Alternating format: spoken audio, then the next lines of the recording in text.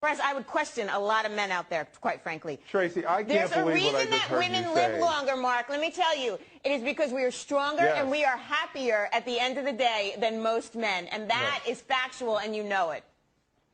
When men are married to women who scream like you, they just want to die sooner.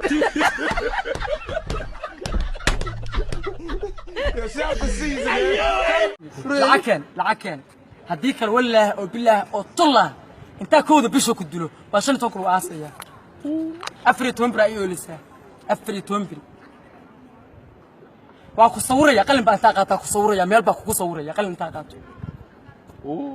لما تقاين يعني هو يلا يا أبا واحد يعني كل نفس دقيقة الموت والإيمان يا ده تكون واحد يعني تيسا صورة ماتي حتى وحسب أنت الإيمان صح